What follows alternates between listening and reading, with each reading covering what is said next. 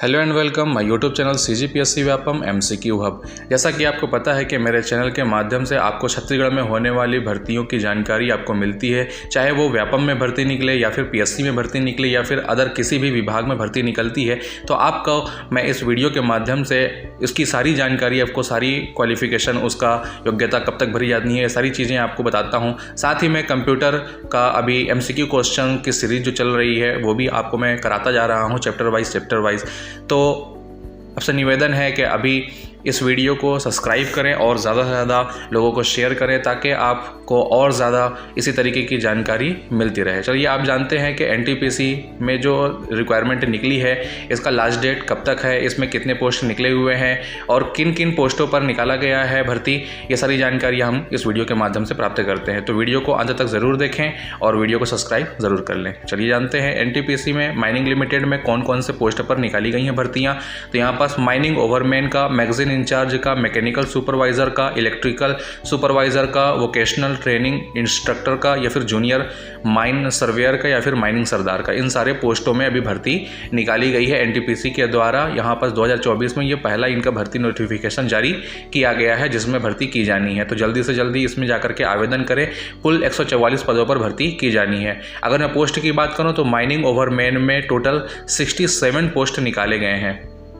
कितने total post जो निकाले गए हैं वो 67 पोस्ट निकाले गए हैं, जिसमें जनरल की अगर मैं बात करूं तो जनरल में यहाँ पास 30 सीट है और SC में यहाँ पास 9 सीट है और ST में यहाँ पास 23 सीट है और यहाँ पास EWS में 4 सीट यहाँ पास रखे गए हैं। अगर मैं यहाँ पास मैगजीन इंचार्ज की बात करूँ टोटल 9 पोस्ट हैं और यहाँ पास टोटल जनरल के पोस्ट ही निकाले गए हैं 9 पोस्ट। SC ST या फिर OBC EWS में कोई भी पोस्ट नहीं निकाला गया है। मैकेनिकल सुपरवाइज़र की अगर मैं बात करूँ तो मैकेनिकल सुपरवाइजर में कुल 28 पोस्ट निकाले गए हैं, जिसमें जनरल की सीट 24 पोस्ट की हैं। SC में एक भी पोस्ट नहीं निकाला गया है, जबकि ST में 4 पोस्ट हैं।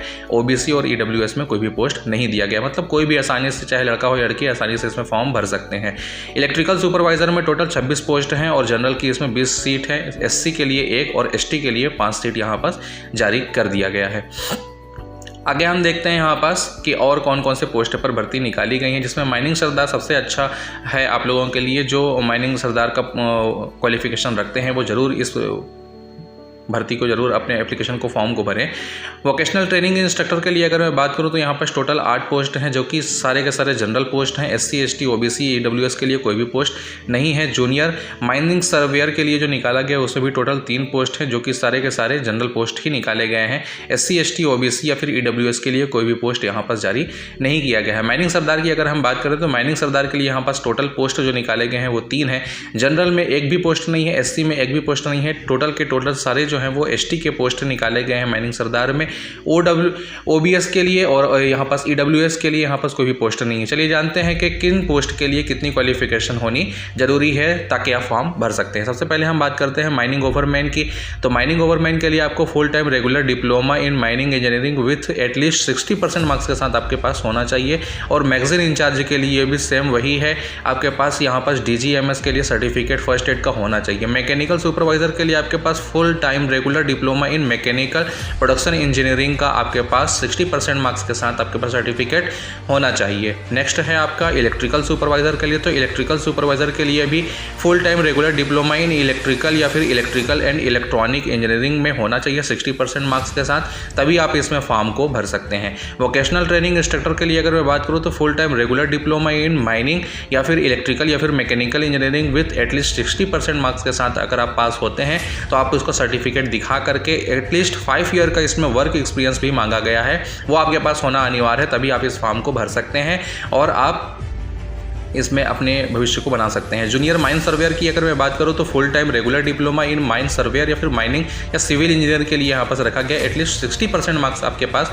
होना चाहिए। वही जिनका 60% से कम है वो फॉर्म नहीं भरे तो ज़्यादा अच्छा है, क्योंकि वो नहीं लेगा। 60% मार्क्स होना अनिवार्य है। माइनिंग सरदार के लिए जो है मैट्रिक्स 10+ होना चाहिए, प्लस यहाँ पास आपका एकेडमिक में क्वालिफिकेशन होना चाहिए। विथ माइनिंग सरदार का आपके पास सर्टिफिकेट होना ज़रूरी है DGMS के द्वारा, तभी आप इस फॉर्म को भर सकते हैं। अगर मैं सैलरी की बात करूँ यहाँ पास तो 1 से लेकर के ऊपर में जितने भी मैंने पद बताए हैं वो सारे पोस्ट में 1 से लेकर के 6 तक, जूनियर माइन सुपरवाइज़र तक 50,000 हैं, जबकि माइनिंग सरदार के लिए जो मंथली आपको दिया जाएगा वो 40,000 रुपये पर महीने दिए जाएंगे। इसमें HRA आपको दिया जाएगा, TADA भी जो कंपनी के थ्रू जो मिलती हैं वो सारी एज पर रूल जो भी होगा वो आपको प्रोवाइड किया जाएगा।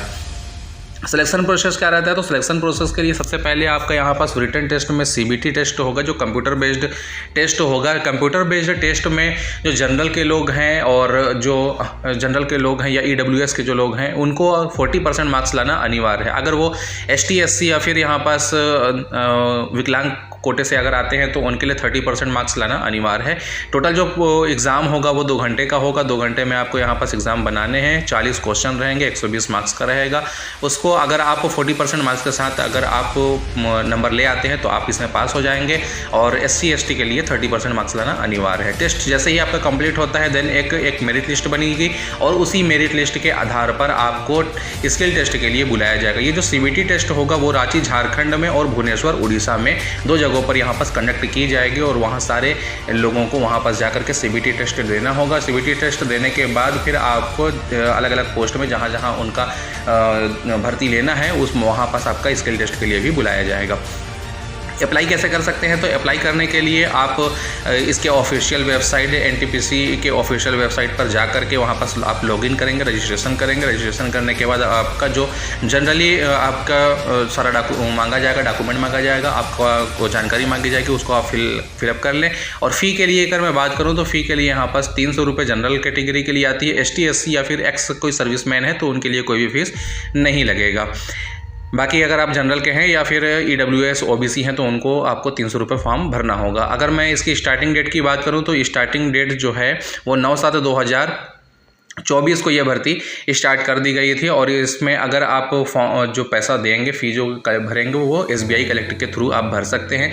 17/7/2024 का स्टार्टिंग डेट था, और लास्ट डेट की अगर मैं बात करूँ तो 5/8/2024 तक लास्ट डेट है। तो जल्दी से जाइए और NTPC में अपने भविष्य को बनाने के लिए फॉर्म को भरें और अच्छी तैयारी करें। उम्मीद करता हूँ कि आपको इस वीडियो के माध्यम से बहुत फ़ायदा हुआ होगा। मेरे channel CGPSC Vyapam MCQ hub को ज़रूर सब्सक्राइब कर लें और ज़्यादा से ज़्यादा शेयर करें। Thank you for watching this video. इसी तरीके की और वीडियो को देखने के लिए मेरे YouTube चैनल को सब्सक्राइब कर लें और ज़्यादा से ज़्यादा शेयर करें, लाइक करें, कमेंट्स करें। Thank you.